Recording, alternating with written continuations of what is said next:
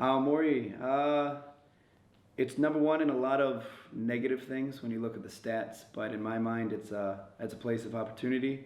The people are really nice, it's a lot of nature, cheap living, safe. I've lived here for 12 years, over 12 years, and I have no complaints about it. I couldn't see myself living anywhere else in Japan, really. So I originally came to Aomori in the military. I joined the military when I was 18, right out of high school, and got PCS to Japan in 2005. And I actually came here for about 2 months and then had to go deploy to the desert. Came back to Japan after that, and they told me I was gonna have to go again, and so that's what led me to decide down a different path. So I decided to join the military, and if I was gonna join the military, I was gonna do something challenging. And I decided to do the bomb squad. It was actually one of the 3 jobs that I wanted to do before I really knew anything about the military. And I went in, and the school was very difficult. At any point in time, you can fail out, and when you fail out, you're done. The tests, they have 85 or higher, and you can't pass, but they also have certain things where automatic failures, which equates to how you would kill yourself if you were doing it in real life. And after I was in the bomb squad, and after I did that, and after I was surrounded by those type of people and did Secret Service missions for the president and disarmed explosives off of aircrafts and did things like that, it kind of makes everything else seem very simple, or if not simple, doable. I mean, you know, some people get so scared about things with like the worst case scenario, you stop it, or you have to pay back some money, or I mean, that's the worst case scenario, so it just changes your perspective on challenging small things or big things. And that was my life's greatest challenge still up to this point, other than being a parent. I think that seemed to shoot to the top pretty quick. You know, when you don't know any Japanese and you Google jobs in Japan, teaching is the only thing that really comes up. And in Aomori, there's very few jobs, but I was lucky, I guess you could say, to land a job at Nova. And so my first job out of the military, I got a job at Nova, and I worked there about 2.5 months, and I didn't even get paid once, and then they went bankrupt. And I just was like, 2.5 months, I was still transitioning out of military life, and now I'm in Japan with no job, no idea what's going on, but I mean, that was, you know, okay, like we'll just see where it goes from here. But during that time I was doing my master's degree online. And so at least I was still moving forward with something. And so it sucked, but I figured something would either come along, but if it got to the point where I couldn't handle it, I would just go back to the States. I just decided I would open my own English school. I had 9 students. That's what I opened it with. I went around, I found a place, I rented it, I moved everything in there myself, designed a website for it, and then went around on a bicycle, handing out flyers. Started with 9 students. For the first 4 or 5 months, I had about just enough to almost get by, and then little by little, more students came, and it got a little bit better, but it wasn't like it was like, oh, I'll quit and I'll have 50 people waiting for me, but I just knew that if I just kept pushing forward, I'd eventually find a base to where I'd be able to get by and live comfortably, kind of thing. I've always wanted to do something bigger, something to where there was no line as to how far I could take it. And I've always been into craft beer, and I tried to get everyone here into craft beer, or tried to get someone to do it, because I mean, to have an English school, I play shamisen, I didn't really think it was up to me to make a brewery, and when no one seemed really interested in it, and the more I thought about it, that I could provide well-paying jobs to people with health insurance, and make something in Aomori that, other than, you know, apples or nebuta, then yeah, I think it'd be a good challenge and a rewarding experience. And so the wheels started turning, and everything that I thought when I first started it compared to where we are now is very different. But that's about why I decided to open up a brewery.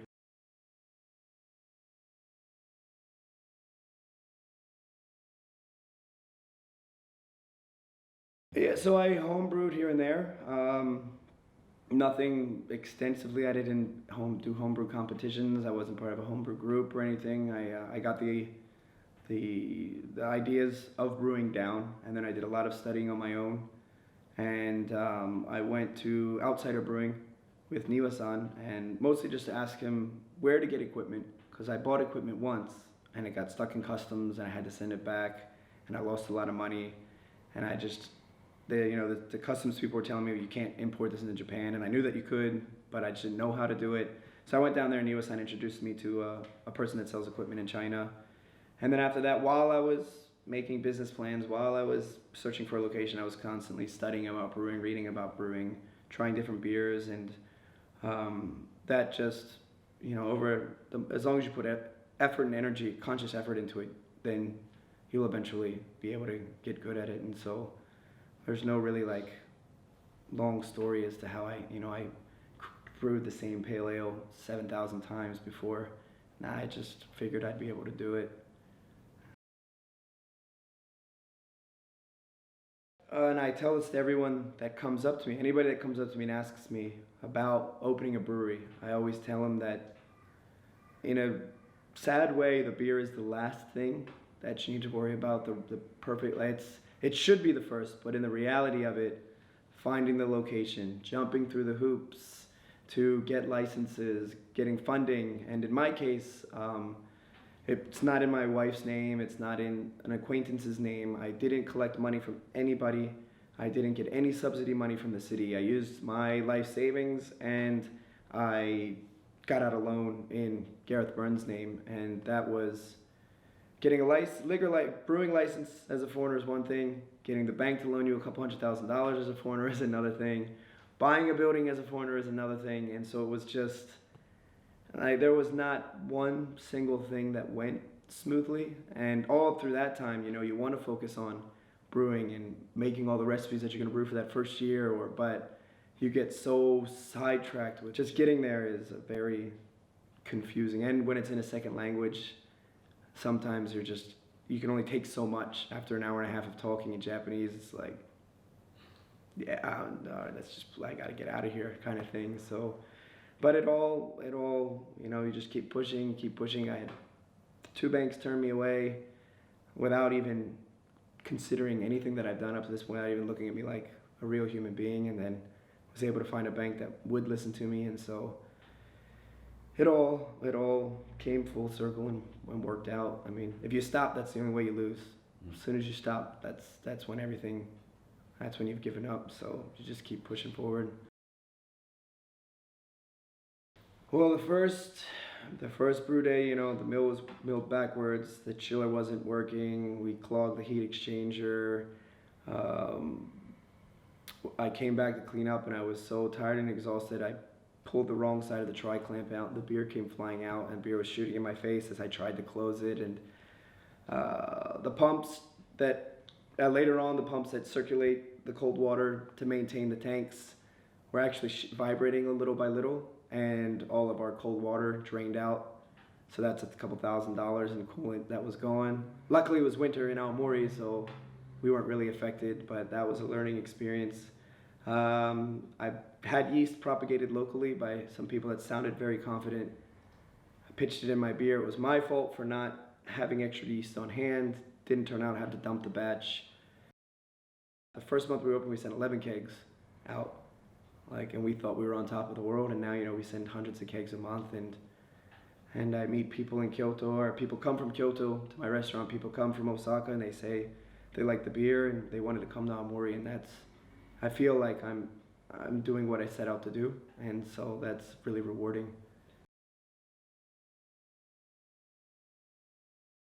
The reaction of the locals was a very, very good thing for me. I thought it was going to take much longer, but everyone came out of the woodwork and just, I've been waiting for craft beer. Like, what? Like, you too? Like,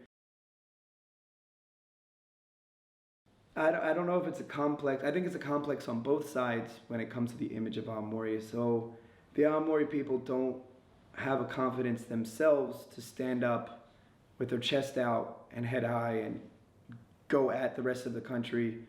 And that's their problem as a small, maybe it's the countryside, something with a countryside complex or a syndrome like that. And then you have the rest of the country looking down on it because it is the countryside, and because there's very low income, and because the highest smoking or the highest suicide rate or whatever. And so you just look at these things and it's just 1 + 1, and it's like, oh, well, that place sucks. They've never been here.